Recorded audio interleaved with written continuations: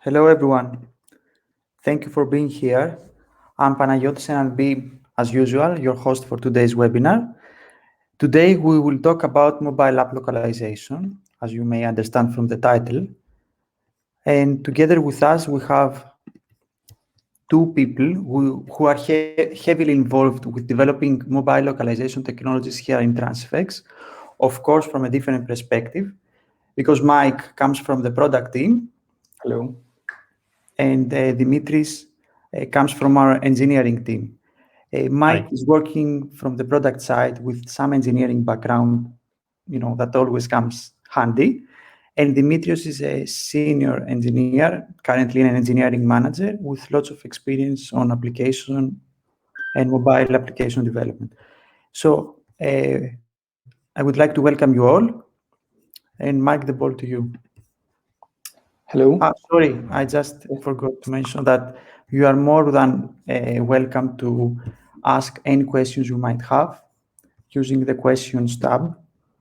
And both Mike and Dimitris will try to address most of the questions during the presentation, but also at the end.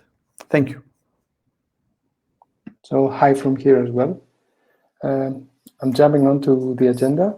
So our discussion today will cover those three areas. We will be starting from how localization is currently done on mobiles, what are the available options and the challenges, and then present the Transifex SDK on mobile localization. Talk about the benefits of the approach for the developer, localization team, and the people managing the process. On the second section of our webinar, Dimitrios will have a demo of the actual SDK, so we can check what's going on live. So starting off with what's going on right now, I would like to share some data regarding why mobile localization is important. And right here we have some graphs from a study done by Distomo some time ago. It's not that recent, but it shows the direct correlation of localization both in app downloads as well as in revenue. So yeah, one important remark that is highlighted in this article is that in this study is that these numbers and this difference measures the application within a period of 1 week where the localized version was released. So there is a big importance in localization on how people perceive that. And stating a quote directly from there, even just translating the app store description into multiple languages can improve positioning in store rankings. So yeah, this highlights the importance of localization for mobiles. Also, here we can clearly see what's the intention of the users seeing the app localized. You can see the difference in downloads that signifies how much people value localized version.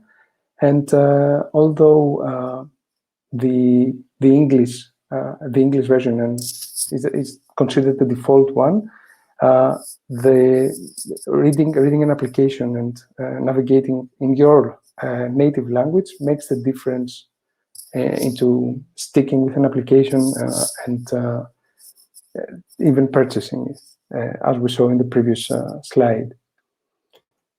Okay, so going past that, how mobile localization is done today, we can say that it's a rather mature environment, as there are options available, both a default one, what is called the traditional, and it's what is natively supported by iOS and Android. And there is a semi-automated one that basically it's third-party SDKs that make a developer's life easier. Jumping on each one of these, and starting with the default one, the traditional one, both platforms, iOS and Android, natively support localization with embedded functions for quite some time now, and they have grown to be stable and featureful. Also, both platforms work over file formats for localization. Those are localization files that are embedded on the final app and included in the versions that are released to the respective stores. Another thing here is that almost all TMSs, translation management systems, do support these localization files. And the way that this works is that whenever a new feature is added to the mobile application, the developer needs to bundle the localization files for all the languages that they're targeting on the final version of the mobile application, and mark that for a release in the respective store. And since the release process is quite costly and requires some review from the store side, teams using this workflow tend to build their localization workflow in such a way to take that into account. So what we have seen from our customers is that they plan a weekly or monthly releases to the stores, and for the in-between time, and they handle any errors that have to do with localization as it is what it is, and will be dealing with that on the upcoming release.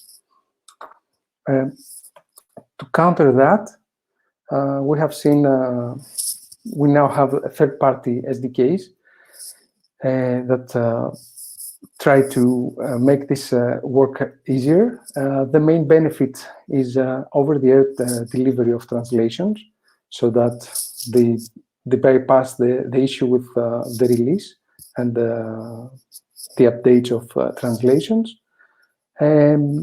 These SDKs work on top of the existing localization files, and they require some level of setup and maintenance as development proceeds. For example, whenever there's an update, you will need to sync the localization files to the translation management system of choice, so that you will need to do that prior to the release, so that you can localize the content in time. And then this content will be available localized over the air as it updates. Okay, moving on to our solution, Transifex solution.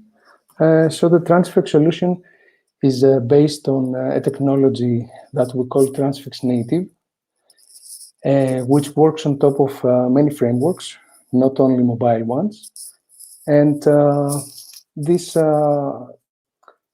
has a layout where there is an SDK that is leveraging most of the native infrastructure, but there is also a server that handles delivery of content. And this server is dedicated to the SDKs that native is serving, and is not a part of Transifex. It lives outside of the Transifex platform. So the base of the mobile SDK is delivering content over the air, like the existing SDKs, but with a twist that it doesn't require anything more than the localization file in the source language, let's say that's English, in order to work. So there is no need to send localized strings and files from your mobile application to the TMS. Okay, so this is a schematic of what's going on with Transifex mobile SDK. After installing the mobile SDK in your application, the localized content is stored in a local cache and is available to the application, to the mobile application whenever there is no connection. So if there is anything offline, this is a fallback mechanism for the first time that the application runs to make sure that localized content is there. So when you install that and you want to inform Transifex of new content that needs localization, the developer can head to the command line and use a push command to inform, to update the content that needs localization. The content is not served directly to Transifex, it's passing through the Transifex content delivery server. That's the external service, which is part of native, as stated before. And that server, which we call CDS, handles the further contact to Transifex platform. When the content is there and it's available, localization can begin, and any localized content is fed back to the content delivery server, and it's available for the mobile SDK for whenever it's needed. Okay, this is kind of a high level of what's going on. And with that brief explanation of the flow, I will pass it on to Dimitrios for a live demo. So Dimitri, the floor is yours. Thank you, Mike. Hi, everyone. It's great having you here. Let me share my screen. Okay. You should be able to see my screen now. Okay, so I'm going to showcase the iOS SDK and show you how you can very easily, with very, very few steps, you can integrate our SDK in order to have over-the-air translations with Transifex Native. And let's start with a very simple project here. It's an Xcode project. It doesn't have Transifex Native yet. It's the very bare bones, let's say, Xcode project. Let's just run on the simulator to see what the app looks like. Okay, let's wait for it to load. Okay, so we have this intro screen here. There's a button. You press on this, and you can see these extra strings here. The ones at the top here, they are added from within the code. Let me show you where. They are added from here. And this label, as well as the button outside, they are added from a storyboard or the UI layout, let's say. Okay, so that's the very simple app we're going to use for the demo. And now I'm going to install the SDK. It's a Swift package. It's a very standard way to add any SDK here for iOS. The SDK works with both Swift and Objective-C code. Okay, okay. And it's now installed. The next thing we need to do is simply copy a file from the SDK code and drag it into the project. Okay, now let's go back to, this is the main file, let's say where an Xcode project, an iOS project starts, the flow of the application begins. Let's import the SDK, and let me copy some code here in order to do the configuration of the SDK. Okay, here we have, in order for Transifex SDK to work, we need a token and a secret. They look something like this, and they are given to you by the Transifex platform from the UI when you first create a native project. So let's go back here to the code. We get the token, and we define the source locale and the target locales we need for this app, which are French, Slovenian, and German. And then we just have this a few lines here to initialize the SDK, and then we'll see that let's not talk about this. It's going to first set translations, but they're not translations yet. Let me run the project first. Now, what you're going to see is exactly the same as before, because there are not translations in the other locales to show. But let me just show you the behavior. it's already all the strings are already being served by the SDK, by the Transifex native SDK. Okay, so you see what you expect here. And if we go to the app, we'll see that with the device, we'll see that the language I have selected here is the preferred language. The system language is Slovenian. But because there are no Slovenian translations, the SDK by default, it falls back to the source language, which is English. You can change this behavior very, very easily by defining what we call a missing policy, which means how to handle any string that doesn't have a translation on the selected locale. So I'm running the app again. And now, again, the system language is Slovenian. And I have selected a different policy to handle the missing translation. So now you see, this is a pseudo translation policy, as we call it. It's these accented characters here, and it's wrapped also with square braces in order to make it stand out. So you can, the QA team or the developers can very easily see what strings are missing translation on the selected locale. Okay. Now let's go. I'm the developer. Okay, I'm working on a project. I have added these strings here on my project, and I want. I'm ready. I feel ready that the localization process can begin. So I run this very simple command here from my local device, local machine. I don't have to go to a server or something. And it's called a push command. And what it does is it takes all the strings from within the project. It goes through all the files and takes all the strings from the storyboards, from the code, from everywhere, and it pushes them to CDS, which in turn pushes them to Transifex. Okay, it has found 7 strings.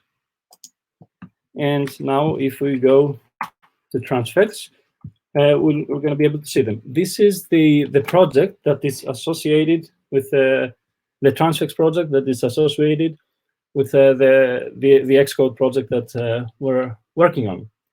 And we now see that we have 7 strings here.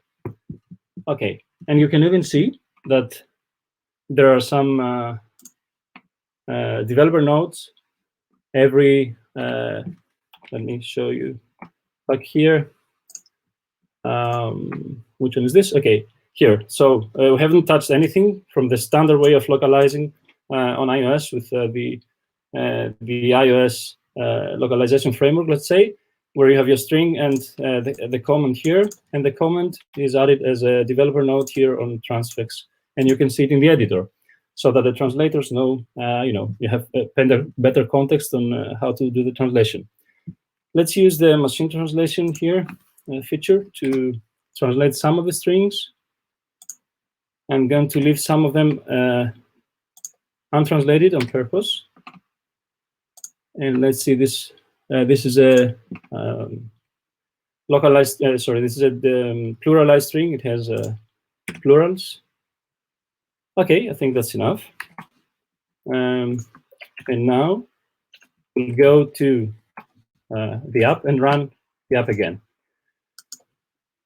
Now you're not going to see something different yet because, but I'll explain what happens. So the app runs. And now, on every launch, the SDK requests the fresh translations from the server. These translations have now been retrieved from CDS, and they have been stored on the device. We don't display them immediately because we thought that it could be somewhat, a bit weird to change the UI and maybe change the translation of a word or a button or something while you're navigating the app.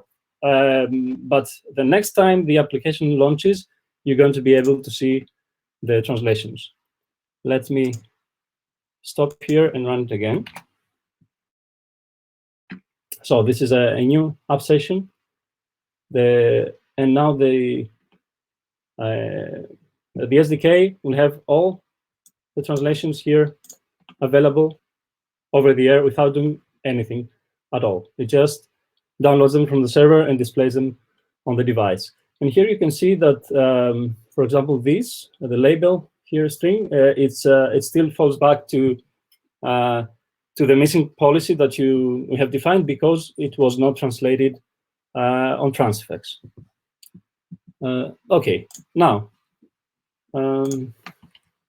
let's see something else. Let's say that you have published the app. Actually, right now we will be able to publish the app, and even before pushing the strings, you can even push the strings later if you don't make any changes in the code. If you don't change the source strings. But let's say that we are ready. We have published our app to the App Store, and now someone has found a typo, or the translators want to make a change. So what we're going to do is we have added an exclamation mark here, and I don't know. We have made this into uppercase.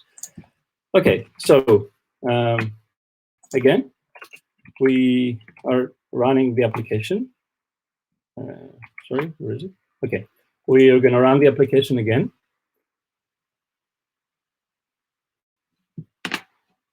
And the first time, it's going to get the first translations and store them on the device. So no change here yet. But the next time, the new translations are going to be there. Let's see.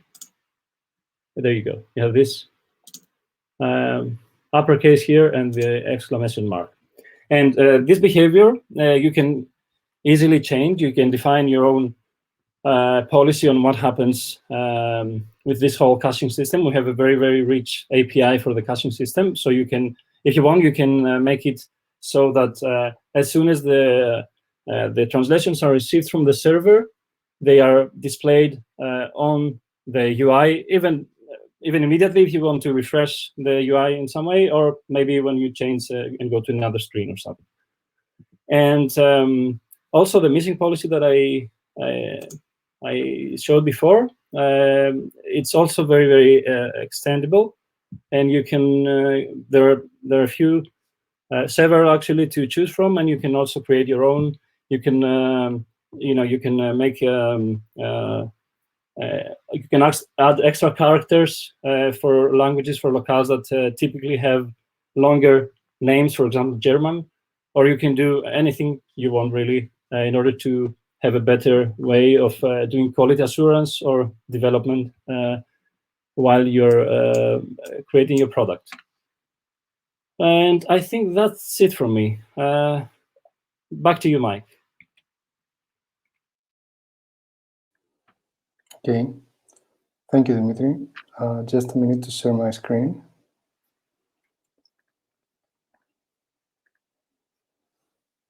Okay, so having seen the mobile SDK in use, we can share some benefits. We might have covered some stuff already through the questions, but please bear with me. Okay. So first of all, okay, like all SDKs, it's pretty easy to use, and this ease of use spans from installation to setup and maintenance. And as we have seen, you will only need to push strings from your development environment to inform Transifex of the new content and its localization. If you check the Transifex screens that Dimitri shared, the Transifex UI, it was our live, our live application, while the app we were demoing was on Dimitri's local environment. And also, there is no need for additional pooling of files and other updates. And Dimitri shared a cool use where you can push strings to Transifex even after a release, so you can inform Transifex later on in the stage.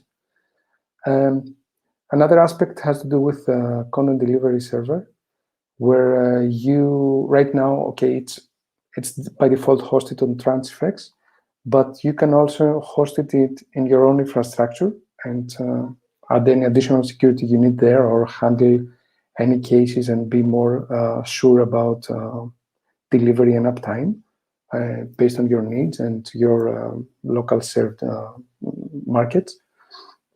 And another cool benefit that we show is that, okay, Dimitris was navigating screens between his IDE, the command line interface, and Transifex. There was nothing else involved over there. Another not so obvious benefit has to do with continuous integration, continuous delivery flow. So the way that content is managed and exchanged between the developer and the localization environment allows for teams to work in parallel with bigger overlaps. So as Dimitrios uploads strings in Transifex, the localization team can start translating stuff, and even Dimitrios can see those translations while still in development and QA and fix issues early on. But even if that's not the case, the over-the-air delivery kicks in, and you can have you can fix stuff even later on the stage, and you can go even further on that and working in an iterative process where you can very quick have machine translation over everything and fix stuff later on. So you go live, you release your application with MT on top of everything, and you gradually improve the translations as you go. And finally, because of Transifex native and how it works on top of many frameworks, you can have a single localization project in Transifex for all similar applications regardless of your platform. So you can have a single project in Transifex and push content from your iOS app, your Android app, even your web app, if there are similarities, or even if they're not, and still have similar phrases being displayed only once. So you don't have any duplicates over there. And any changes that you do on translations apply to all applications, reflect back to all applications. Our current status. Okay, so right now, iOS SDK is available for these versions of tools that use it. And we are currently developing Android SDK. We plan this to be available in the beginning of March. One thing to note here is that because all this effort is based on Transifex native, all those SDKs, as well as the content delivery server, are open source project, so you can contribute with suggestions or even customize it to your needs. Okay. Our next plans include the ability to change even the source language over the air. We are developing that. As a matter of fact, this is something that's currently available for our React native SDK. And since this is a strategic initiative for Transifex, we are actively gathering feedback from people. So if you have any suggestions, please share. And with that,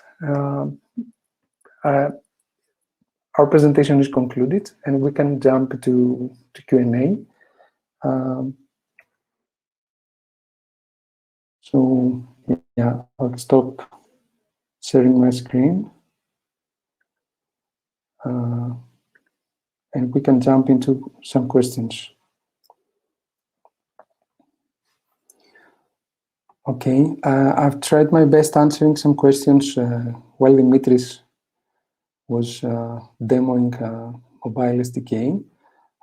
We have one question that is not answered yet. And okay, I think Dimitris can answer that better. So there is no need for a specific files for translation in a config file.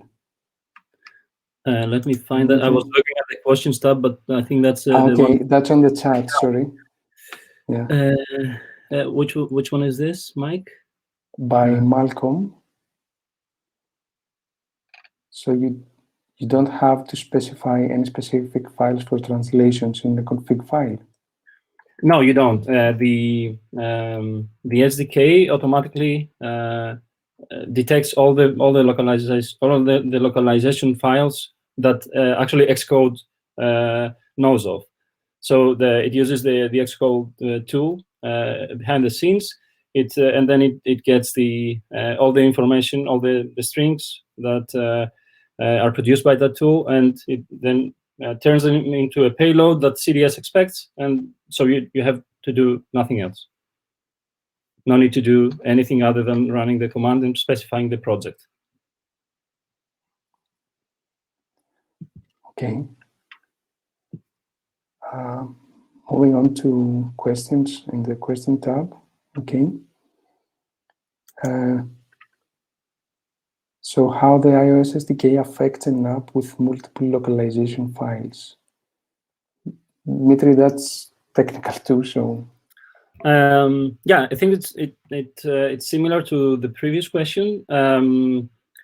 If I get the question right, the files that the app has, the Xcode project has, they can be okay. The strings, the localizable strings, can be spread into many different files, and the SDK, the CLI command, will automatically detect all of them, so it will fetch, it will gather all the strings and send them to Transifex. It works with any number of localization files, let's say. Great. I think we've also covered the Android SDK one.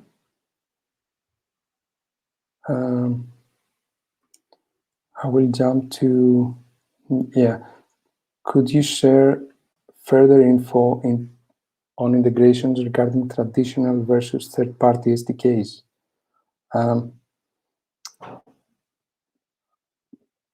I would love some follow-up here. So, could you please provide some follow-up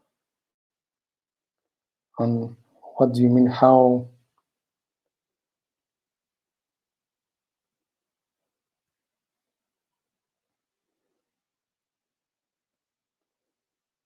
Store listings. I think I should take that.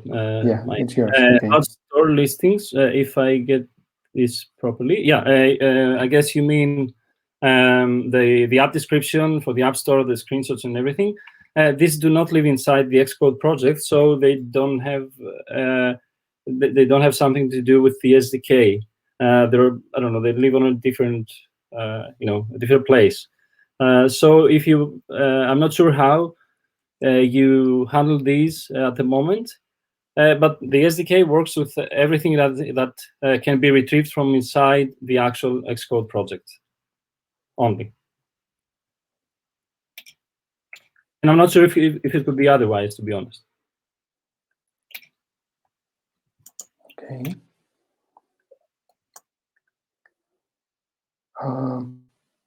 Moving on to another question. Have you thought of an implementation that could further automate the process? Currently, you told us that it is semi-automated. Okay, this is a combined effort. In general, because Transifex Native is a rather new initiative, and we invest heavily on that.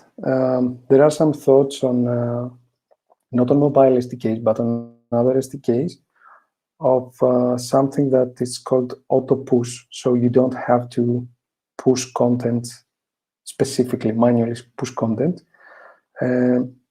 So that's one idea that we might want to explore.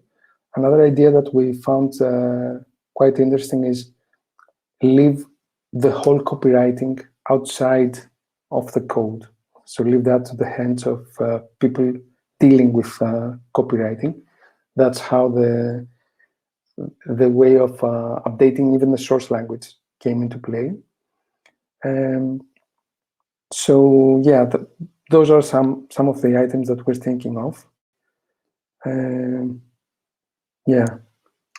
Mike, if I may, I think Pedros is referring to a slide that you have that talks about the other solutions, not native, that it calls them semi-automated. I think that we consider native to be pretty much very well automated. But as Mike said, there are some additional things we can do to make this even more so. Okay. Dimitri, would you like to take the next one? Yeah. So does the iOS SDK cover the case where we don't want to follow the iOS locale, but our apps locale? I mean, if we have languages support setting, yes. Yes, of course. This is very, very easy to do. It's just a setting that you pass to the configuration, the initialize function, and you define a custom locale provider, as we called it, which it can be, I don't know, like 3 lines of code that says don't use the system language, but use something that you get out of another class, or I don't know. You can put your own mechanism there, and it's very, very easy to do. Okay. Malcolm is asking of a way to automatically machine translate whatever is uploaded. Yeah, there is an option in the workflow of each project to auto fill up either by translation memory or machine translation. You can set it up from there. It is available. It's not available to all the plans, so that might be the case if you cannot see that. But that's where it's located. It's called empty autofill up.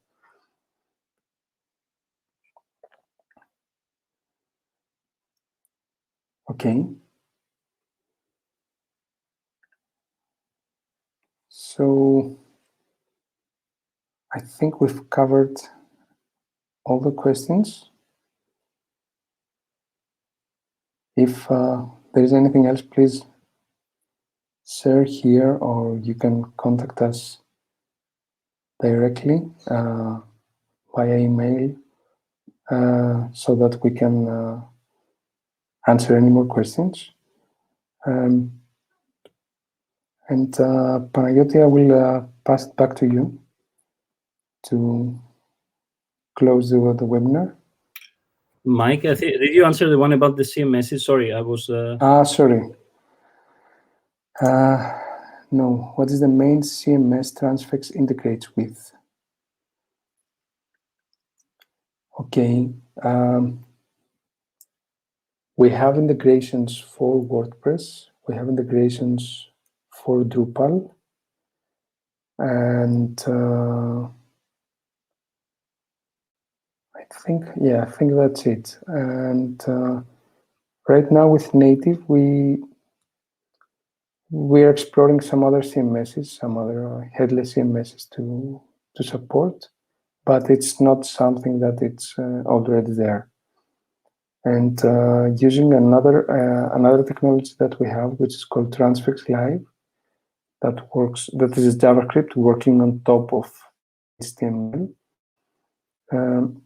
You can embed, you can have localization on almost everything that renders HTML. So I hope that answers your question.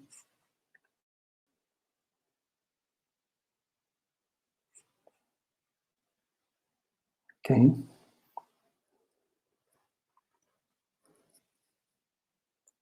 So yeah, that's it. Thank you all. Panagiotis? Thank you, Dimitri, and thank you, everyone. You will shortly receive an email with the recording of this webinar. See you soon. Bye. Thank you. Bye-bye. Thank you.